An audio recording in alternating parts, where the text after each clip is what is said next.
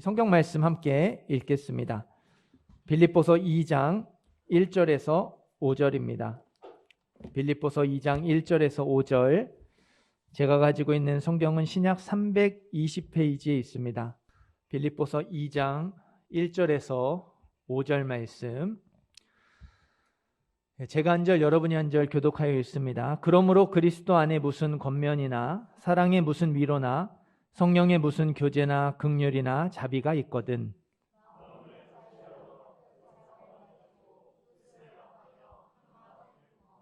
아무 일에든지 다툼이나 허영으로 하지 말고 오직 겸손한 마음으로 각각 자기보다 남을 낮게 여기고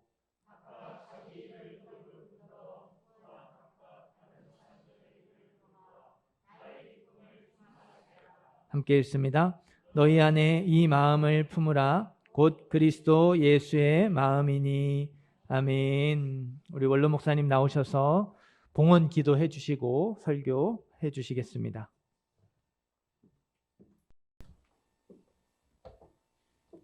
기도하겠습니다. 하나님의 은혜와 사랑을 감사드립니다.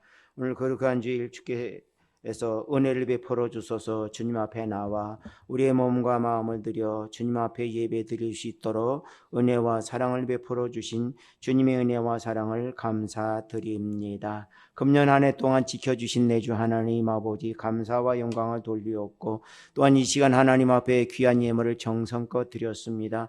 드린 손길들마다 은혜와 사랑으로 축복해 주시옵시고, 저들의 가는 길과 하는 일이 형통하도록 축복해 주옵소서. 가정이 복을 받고 하는 일이 복을 받도록 은혜 베풀어 주소서. 날마다 땅끝까지 이뤄 증인된 본분을 잘 감당하도록 은혜를 베풀어 주옵소서. 예수님의 이름으로 축복하며 기도드립니다. 아멘. 우리 서로 인사 나눕니다. 앞사람과 뒷사람과 옆사람과 주의 이름으로 사랑하고 축복합니다. 날씨가 벼랑간에 추워지니까 많이 몸을 움츠러들게 하네요. 여러분이 건강하시고, 또 코로나가 극성한다고 하네요. 추위가 오니까 그런 것 같아요. 여러분들이 독감도 무섭다고 하니까 독감도 주의하시고, 추위도 주의하시고, 코로나도 주의하셔서 건강한 겨울을 잘 보내시기를 바랍니다. 오늘 본문의 말씀은 바울이 복음을 전하다가 감옥에 갇혔습니다. 참 안타까운 일이죠. 감옥을 갇혀서 몸으로 갈 수 없는 곳들을 향해서 서신으로 이렇게 복음을 전하는 것입니다. 참 안타까운 마음을 가지고 빌립보 교회 성도들에게 복음을 전하는데, 특별히 에베소서, 빌립보서, 골로새서 이 세 서신을 통해서 서신은 옥중서신이다 그렇게 말합니다. 옥중서신이란 감옥에서 이 서신으로 복음을 전하며 또 교회가 든든히 서가도록, 아니 또 교회가 하나가 되도록 소망하는 마음을 가지고 편지를 보낸 것입니다. 그래서 오늘 본문의 말씀을 중심으로 해서 마음을 같이하여 라는 말씀을 가지고 2절 말씀에 마음을 같이하여라는 그 말씀 있죠. 그 말씀을 중심으로 해서 말씀을 드리도록 하겠습니다. 마음을 같이하기 위해서는 우리는 어떻게 해야 될까? 1절 말씀에 하나 되는 원리에 대해서 말씀해 주고 있죠. 권면과 사랑의 위로와 성령의 교제와 긍휼과 자비가 원리다. 우리가 이 원리를 알아야 되죠. 그냥 마음을 같이 하고 너랑 나랑 하나가 되자. 우리 흔히 그러죠. 너 내 마음 알지? 알긴 뭘 합니까? 나 자신도 모르는데 상대 마음을 어떻게 합니까? 여러분 부부로 산 지 수십 년이 됐는데 잘 아십니까? 지금도 제 아내의 마음을 모르겠어요. 아내도 마찬가지고요. 서로가 마음을 모르는 것이죠. 이게 같이 한다는 것, 마음이 하나 되는 것은 결코 쉬운 일이 아니다. 그래서 오늘 이게 5가지의 원리에 대해서 말씀해 주고 있고, 2절에서는 그렇다라고 하면 그 원리를 가지고 우리의 마음의 태도는 어떠냐, 이에 대해서 태도에 대해서 마음에 말씀해 주고 있죠. 그 태도는 무엇입니까? 다툼으로 허영으로 하지 말자. 자신을 낮춰라. 낮춘다는 거 참 쉽지 않지요. 현대를 자기 피할 시대인데 자기를 낮춘다는 건 죽으라는 거죠. 그렇죠? 우리 모두는 예수 안에서 죽어야 다시 사는 것입니다. 세상에서는 자기를 드러내야 살지만 기독교에서는 자기를 죽여야만이 사는 종교입니다. 그래서 기독교를 일컬어 흔히 부활의 종교다. 다시 태어난 삶이다. 그래서 거듭난 삶이다. 새로운 삶이다 라고 말씀해 주고 있습니다. 그렇다면 구체적인 행동은 어떻게 해야 되느냐? 3절 말씀에 겸손이다 라고 말씀해 주고 있습니다. 우리가 겸손한 마음을 가지고 하지 않으면 아무 의미가 없다. 내가 많은 일을 했습니다. 많은 일을 했다 할지라도 소용없는 것이죠. 부자 청년이 예수님 앞에 나와서 예수님 우리가 어떻게 하면 영생을 얻으릴까 그랬을 때 예수님 뭐라고 했습니까? 계명을 지켜라 라고 말씀하시니까 부자청이 예수님 내가 어려서부터 철저하게 잘 지켰습니다. 그러냐? 한 가지 부족한 게 있다. 그 뭐냐? 뭡니까? 내 재산을 팔아서 가난한 자에게 나눠줘라. 겸손이 없었다는 것이죠. 우리가 하나님의 말씀에 순종했어도 겸손이 없는 것은 거의 좋은 것이 되지 못한다는 것이죠. 뭐 좋은 일하고 뺨 맞는다라고 하죠. 바로 그런 것이죠. 겸손한 마음이 없이는 우리가 하나님 앞에 정말 남는 것이 무엇이 있을까라는 것을 우리에게 제시해 주고 있습니다. 그래서 바울 사도는 이러한 모범을 잘 보여준 것이 예수님이다. 그래서 우리는 예수님을 닮아가는 삶이 돼야 합니다. 성도의 가장 큰 목적이 뭐냐? 예수님 닮는 거예요. 뭐 구원이다 뭐 이런 말 해도 예수님을 닮지 않고는 구원 받을 수 없어요. 구원 받는다 할지라도 부끄러운 구원 받게 될 수가밖에 없는 것이죠. 그래서 우리가 예수님을 닮기 위해서 정말 자신을 낮출 줄 알고 이 사랑의 원리에 입각해서 자신을 낮춰가면서 겸손한 마음으로 신앙생활에 나갈 때 우리의 신앙도 세상에서는 보잘것없는 것 같지만 하늘나라에서는 귀하게 보여주신다는 것이죠. 우리는 사람에게 너무 의식이 돼 있어요. 그래서 옷을 입어도 사람을 보고 입잖아요. 여자들이 화장을 이쁘게 합니다. 왜 합니까? 그랬더니 남한테 보여주려고 그런다. 아니 남편이 있는 몸이 누구한테 잘 보이려고 그래. 그거 참 의심스럽잖아요. 그래도 우리는 남을 이렇게 의식한다는 것이죠. 외국에 나오면 남을 의식하지 않아. 참 좋더라고요. 그래서 우리들이 정말 자신을 낮추는 게 무엇인지를 많이 잘 알아야 돼요. 엊그제 이렇게 안성에서 지나가다가 그 큰 현수막을 봤어요. 뭐 이진우 교수라는 분이 개인주의란 무엇이냐라는 프랭카드가 봤어요. 그래서 그래 사람들이 개인주의가 뭔지 몰라. 여러분 개인주의가 뭔지 아십니까? 내 마음대로 하는 게 개인주의입니까? 사람들은 그렇게 생각하죠. 사람들이 제일 안타까운 것은 이기주의와 개인주의를 혼돈한다는 것이죠. 이기주의는 자기중심이고요. 개인중심은 남에게 피해 주지 않습니다. 근데 우리는 남에게 피해를 주면서 난 개인주의래. 그건 이기주의죠. 이기주의와 개인주의를 혼돈하고 있다는 것이죠. 그래서 그 이진우 교수가 너무 안타까워서 현대를 보고 너무 안타까워서 개인주의란 무엇이냐라면 책을 쓰고 강조를 한다라고 많은 사람들을 초청하는 것을 보고 참 그래 시대에 맞게끔 좋은 강조를 하는구나라는 것을 느꼈습니다. 그렇습니다. 우리는 예수님 안에서 개인주의합니다. 왜? 예수님과 나 1대1이에요. 1대1이지 공동체가 아니라는 것이죠. 그래서 예수님과 나가 하나가 된 사람들이 모인 것이 공동체입니다.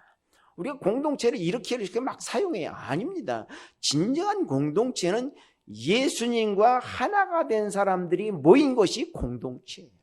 그래서 그런 공동체가 무엇입니까? 사도행전에서 내 것 없이 진정한 공동사회를 이루어 나가잖아요. 이것이 기독교의 공동체라는 것이죠. 그래서 우리 이런 것을 보면서 정말 예수님과 내가 하나가 되는 거. 너희는 나와 하나가 돼. 내가 내 안에 있어. 하나님의 의를 이루어 나가는 것이야말로 진정한 아름다운 공동체를 이루어나가는 믿음의 성도들이라는 것을 우리는 다시 한번 생각하면서 우리가 하나 될 수 있는 원리에 대해서 말씀을 드리도록 하겠습니다. 우리 1절 말씀 같이 읽어보십시다. 1절 말씀 시작.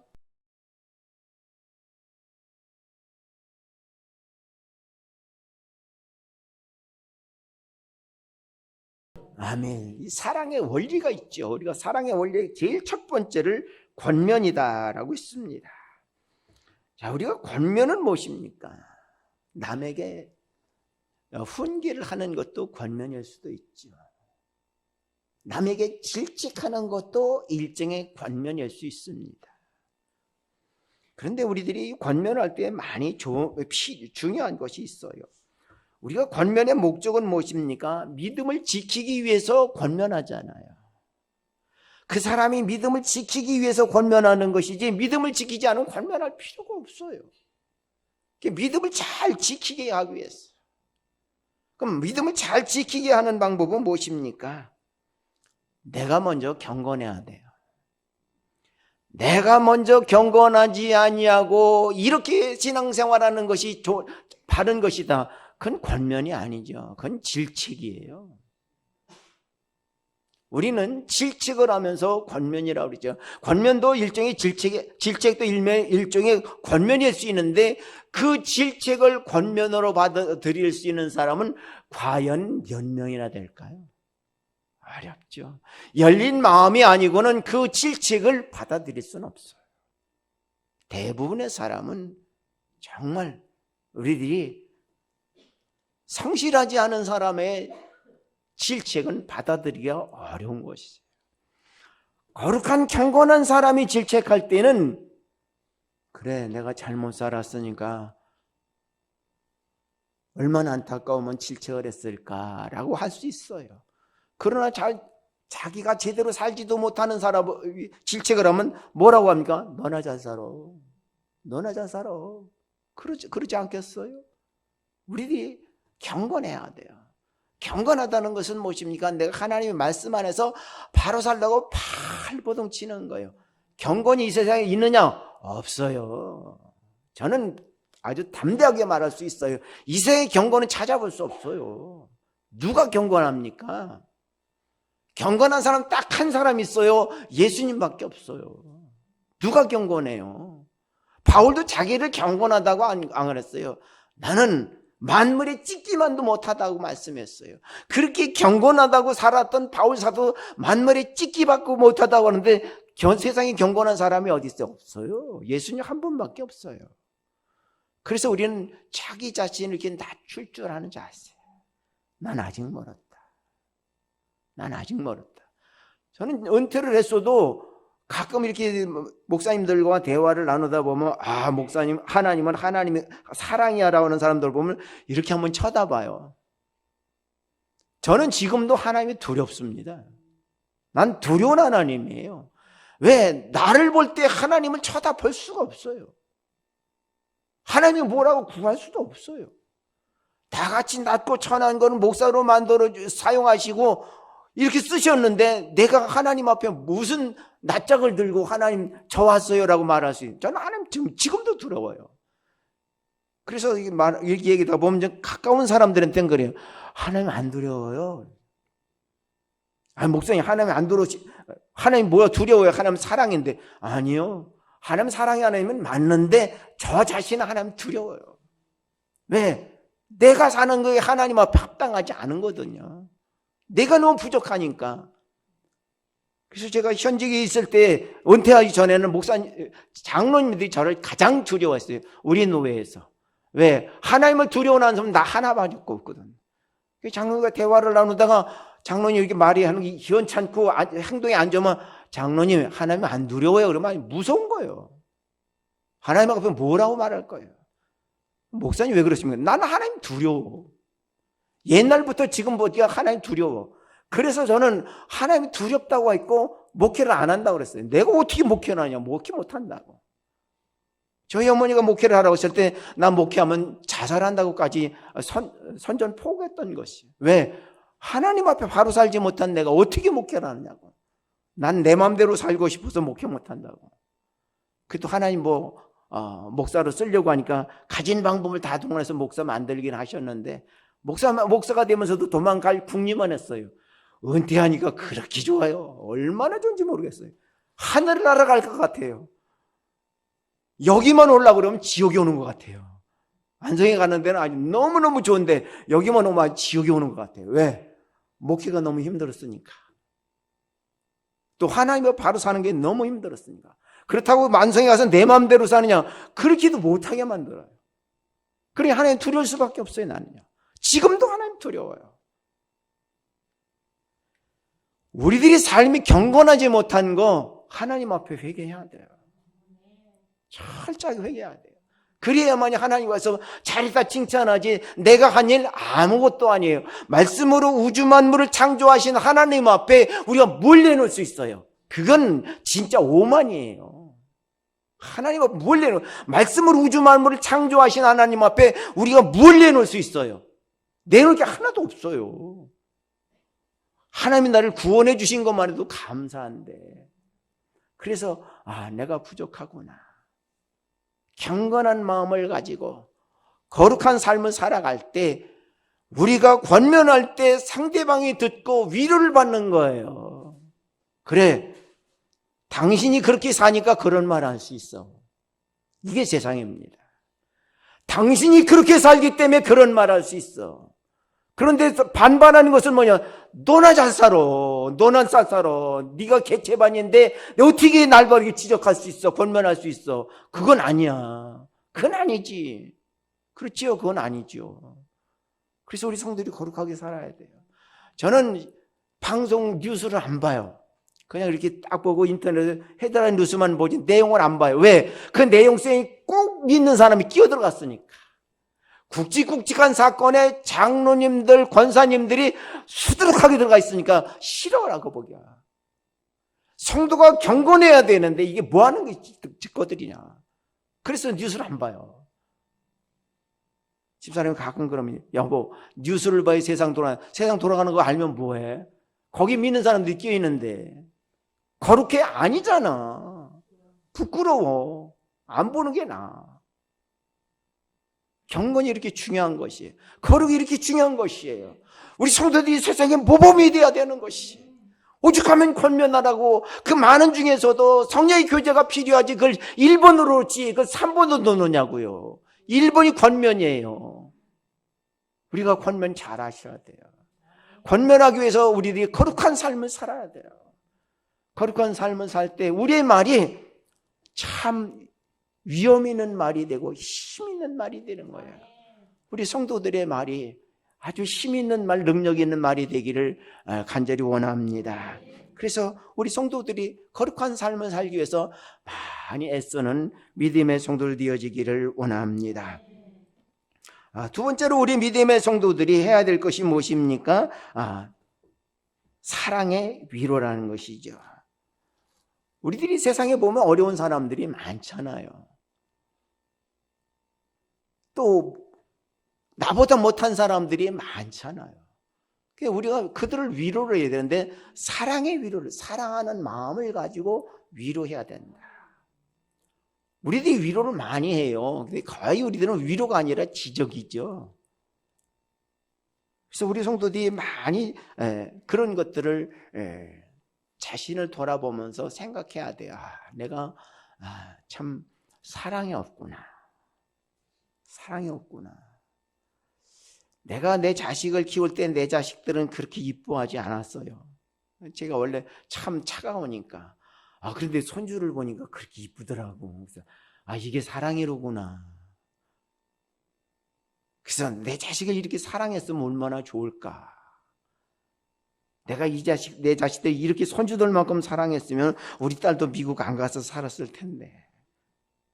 지금 아주 미국 가 있는 딸을 보면 마음이 아파요.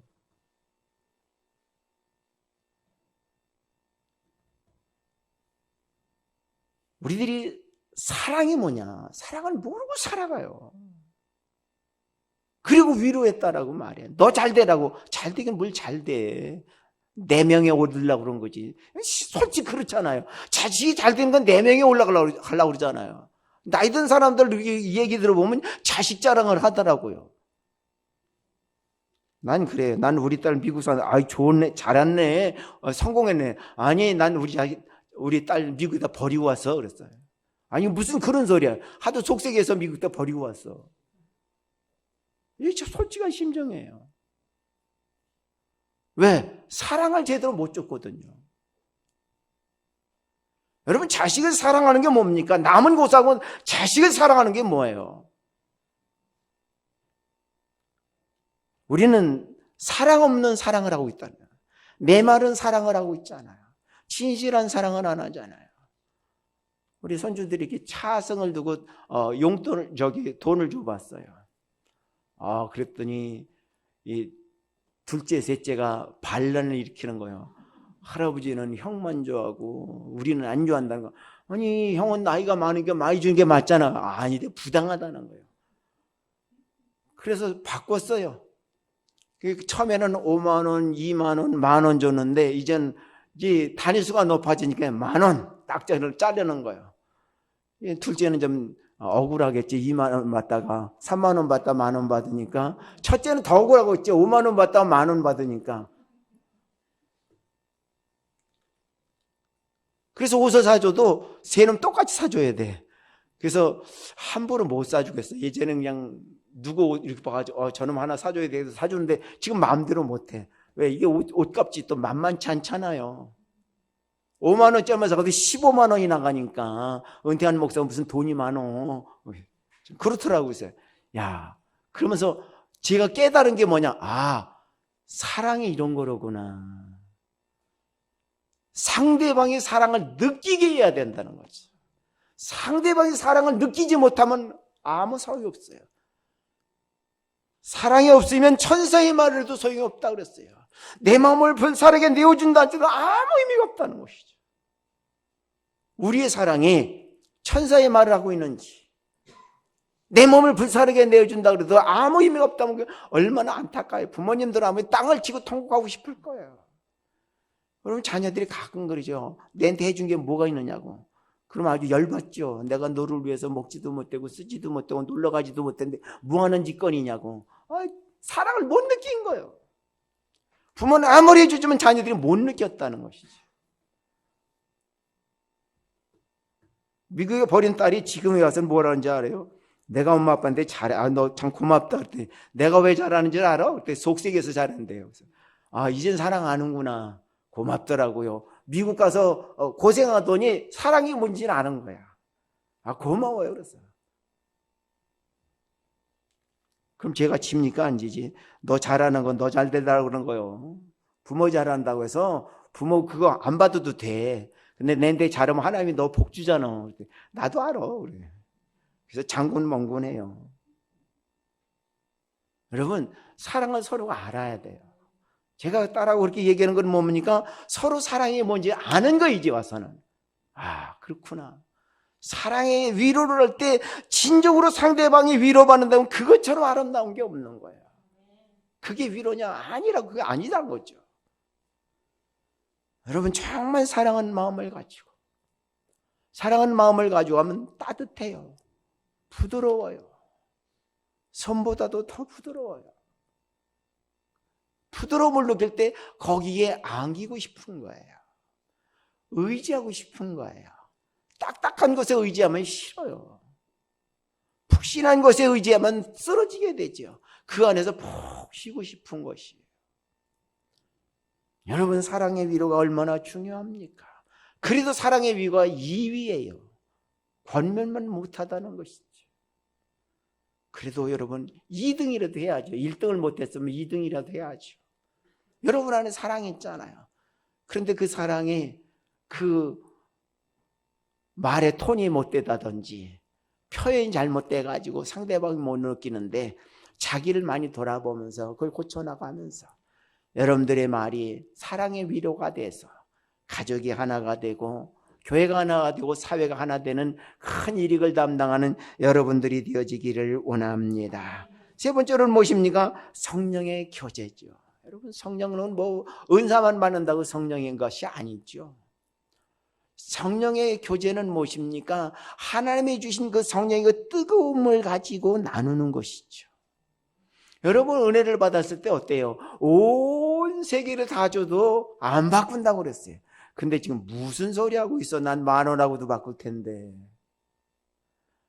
저 지난 주간에 교회 김장을 했어요. 김장을 했는데 이제 5박스를 했는데 그 뭡니까? 택배 회사 아저씨가 그냥 낑낑대고 2박스씩 3번 올라오더라고. 2박스씩 2번 올라오고 3번째는 되면 아이고 안타깝더라고. 그래서 나는 음료수 한 병 갖다 줄 때 아내가 음료수 뺐더라고. 그래서 왜? 그랬더니 나는 그래서 하나 주는 건 못해서 또 2개를 가져왔지. 그래서 내 딴에는 그게 참 괜찮은 것 같아서 2개를 가지고 갔지. 그때 아내가 2개를 다 뺐더니 10,000원을 꺼내다가 음료수 하나가 주더라고. 그냥 5만 가지 우거지상이 됐는데 10,000원을 받더니 천사의 얼굴로 바뀌더라고.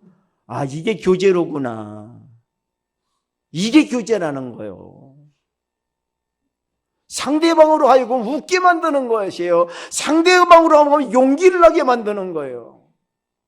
여러분 성령의 교제가 나만 좋다고 그게 무슨 교제요? 그건 즐기는 거지. 자기 만족이지. 여러분 다 성령 체험하셨잖아요. 그러면서 교제는 왜 안 하느냐고. 나만 좋으면 돼? 그렇지 않잖아요. 교제해야 돼요. 상대방을 기쁘게, 상대방을 용기 나게끔. 이런 성령의 교제야말로 세상 살만나게 만드는 거잖아요. 이 세상 얼마나 좋아요. 요즘 문화가 발전돼서 얼마나 좋아요. 여러분 성령을 체험한 만큼 변화되고 바뀌어 나가는 거예요. 좀 힘들지요. 어렵죠. 그래도 순종하는 거예요. 그럼 거기에 하나님의 축복이 더 넘쳐지게 된다는 사실을 우리는 마음 깊이 새기면서 우리 믿음의 성도는 성령의 교제를 통해서 정말 하나가 되는 믿음의 역사가 이루어지기를 원합니다.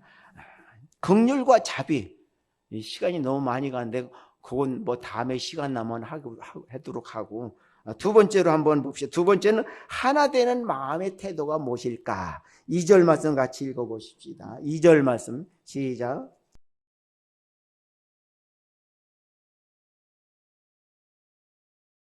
아멘. 뜻이 하나가 되어야 돼.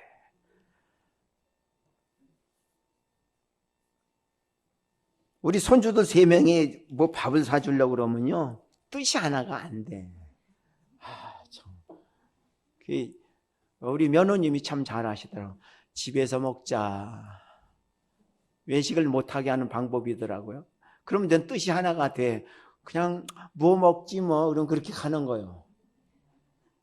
그래서 야, 참 우리 며느님이 지혜로우시다라고 해요. 이 할아버지가 돼가지고 이것도 사주고 저것도 다 사주려고 하는 게 안 되잖아. 다 찢어져야 되니까. 여러분 뜻이 하나가 되는 거 이렇게 어려워요. 그 한 자녀들도 이렇게 안 되는 거예요. 그런데 여러분 뜻이 하나가 되면 하나가 되겠어요? 안 되지. 택도 없는 소리지. 근데 뜻이 하나가 돼야 돼. 나를 내려놔야 돼. 내 뜻은 소용없어. 예전에 목회할 때 어떤 목사님 오셔서 예언이 최고입니다라고 하더니 내가 아주 눈물이 쏙 빠지게 했어. 너 목회 관두라고. 어디 목사가 예언이 제일이라고 그딴 소리 하고 앉았느냐고. 목회하지 말라고 그랬어. 왜 그러니? 예언은 성경이 뭐라 그랬어? 세 사람이 해야 돼. 세 사람이 비해서 합치되면 듣고 아니면 고만이야. 아니면 말고야. 근데 예언하고 그따위 소리하고 앉았어? 난 그래서 예언한 사람 보면요 침 뱉어요. 왜? 예언처럼 무서운 게 없어요. 예언하는 건 무당하고 똑같은 거요. 어디다 대고 예언을 해. 함부로 하는 게 아니요. 그래서 예언을 하려면 엄청 기도를 해야 돼. 저도 이거 받은 게 많아요. 근데 말 못해요, 성도들한테. 가끔 기도할 때 하나님이 책망하셔. 너 줬는데 왜 안 하냐? 아니, 왜 나한테만 얘기해요? 저 사람한테도 얘기해야지. 그래야 나도 얘기를 하잖아요. 내가 얘기하면, 아이고, 목사가 알긴 뭘 알아. 내가 전문가인데. 아니, 성도 이런 소리 하는 걸 내가 들었거든. 그러더라고. 사실 목사가 뭐 하느냐는 거예요. 그러니까 안 되는 거야. 그래서 저는 기도해요. 하나님, 나한테 주지 말고 쟤한테 줘요. 쟤한테 주세요. 그렇게 기도해요. 그럼 하나님 또 그러죠. 하나님 집니까? 내가 너한테 목사하라고 그랬잖아. 목사 하나님이 시켰지 내가 좋다고 한 거 아니잖아요. 쟤한테 주세요. 왜 안 합니까? 치니까. 안 받아들이니까. 얼마나 마음이 아픈 줄 아세요? 뜻 하나도 안 돼요. 여러분, 얘기한다고 듣습니까? 안 들어요. 우리 성도들에게 이것도 만들어보고 저것도 만들어보고 하려는데 제가 두 손 들었잖아요. 안 되는 건 안 되는구나. 제가 두 손 들었어요. 저는 사업가 5명 만들려고 그랬어요. 우리 교회에서. 내 목회하면서 사업가 5명만 만들자. 근데 안 됐어요. 그래도 한 명, 여기 이 집사님 하나 조금 말 들어서 좀 했어요. 한 명밖에 못해요. 제 계획이 5명인데 한 명밖에 못했어요. 말을 안 듣더라고. 목사가 알긴 뭘 하느냐고. 아니, 하나님이 주셔서 하지. 안 되는 건 안 되는 거. 그래서 뜻이 하나 되는 건 참 어려운 거다. 여러분, 목회자는 기도하는 사람이요. 지금 담임 목사도 기도하는 분이에요. 설교하시는 거 보면 참 안타까운 심령가지고 나는 직선적으로 막 딱 때리는데 살살살 달려가면서 이거 보면 야, 나도 저렇게 했으면 얼마나 좋을까. 난 그렇게 못해. 난 그냥 두들겨 패지. 안 돼. 그렇게 안 돼. 지금도 그러잖아요. 은퇴했어도 안 되는 거 안 되는 거예요. 그냥 직선적으로 너 안 하면 죽어. 안 하면 말아. 아니면 말아. 그럼 기도 딱 끊어버려요. 근데 우리 담임 목사님 그래도 안고 기도하죠. 참 속 좋다. 어떻게 내 속으로 나온 게 저런 게 나왔지.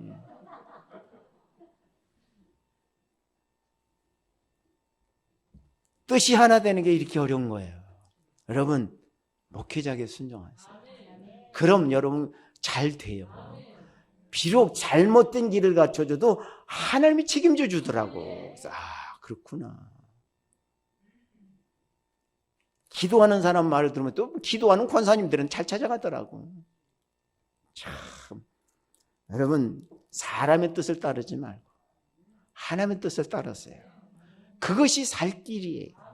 그것만이 여러분들 자녀들에게 복을 주는 거예요. 자녀들이 여러분 뭘 보고 자라요? 하나님의 뜻을 따라가는 우리 부모님을 보고 배우는 거예요. 교회에서 뭐야? 그런 거짓말 하지 마세요. 교회 못 배워요. 교회 가르쳐줘도 안 해요. 왜 안 하냐? 우리 엄마 아빠 안 하는데 왜 해요? 우리 엄마 아빠 보니까 목사님 말씀 거짓말이 돼요. 아직 가르쳐주잖아요. 여러분 자녀들이 대놓고 가르쳐주잖아요. 목사가 뭘 한다고, 사모가 뭘 한다고. 그래, 잘났으니까 잘 살아봐. 제 목회 결론이 그거예요. 여러분, 목회자에게 순종하세요. 그 뜻 따라가세요. 그럼 자녀들이 그거 보고 배우는 거예요. 그 자녀들이 복을 받잖아요. 뜻이라는 게 이렇게 중요한 것이에요. 그래야 한 마음이 되지. 뜻이 하나가 되는데 어떻게 한 마음을 품어야 안 돼요.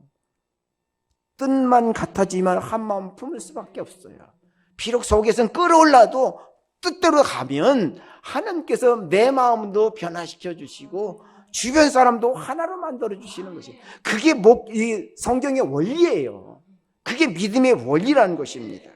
그래서 이 뜻을 따라감을 통해서 하나님께서 여러분을 귀히 쓰셔서 여러분 가는 길도 평탄해지고 여러분 하는 일도 잘 되고 여러분 뭐니 해도 자녀들이 복을 받아야 되잖아요. 지금 자녀들 보면 주일 학생들만 보면요, 저는 마음이 아파요. 어떻게 살아갈까? 어떻게 살아갈까? 제가 여러분들한테 목회할 때 그랬죠. 목회 말년에 앞으로 10년 후에 세상 살아가기가 참 요지경일 겁니다. 요즘 요지경이에요. 여러분 모르시죠? 임집사 학교에서 애들 가르치고 이제 상담 강의하는 거 보면 얘기 들어보면 요지경이에요. 내가 10년 전에 얘기했잖아. 앞으로 더해요.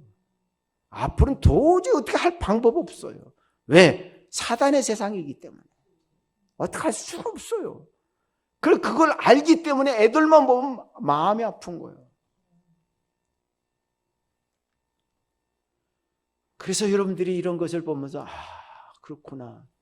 하나님의 뜻은 없고 사람 뜻만 넘치는구나. 여러분, 하나님의 뜻을 따라가세요. 그럼 하나님께서 여러분 자녀를 책임져 주시는 거예요. 내 자녀 내가 책임 못 져요. 내가 내 자식이라도. 근데 하나님은 책임져 주신다는 거죠. 얼마나 좋아요. 책임자이신 하나님께 여러분의 모든 걸 맡기고 여러분 뜻을 내려놓고 하나님의 뜻에 순종하는 여러분들 되어지기를 원합니다. 세 번째로 하나 되는 방법은 무엇입니까? 우리 3절 말씀 같이 읽어보십시다. 3절 말씀 시작.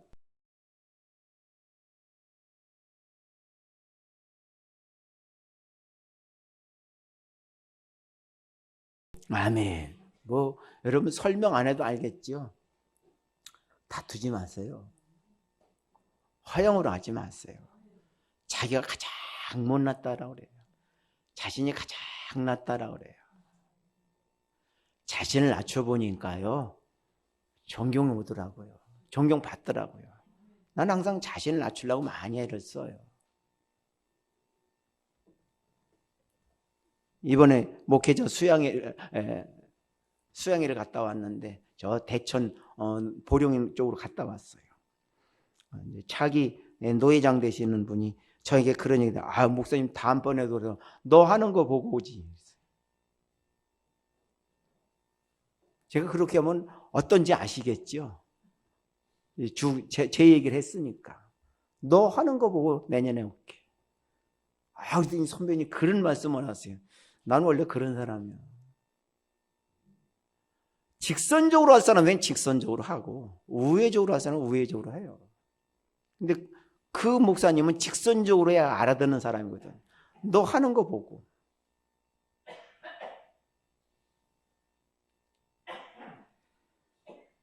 사람이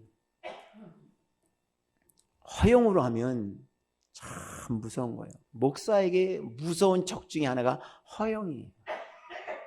명예욕에 쉽게 빠져요. 여러분도 마찬가지잖아요. 명예욕에 안 빠지는 사람이 어디 있어요? 허용을 하지 말아야 돼요. 그래서 모든 일은 하나님의 영광을 위해서. 그래서 먹든지 마시든지 하나님의 영광을 위해서. 여러분 하나님의 영광을 위해서 먹으면 어떻겠습니까? 참 건강하겠죠.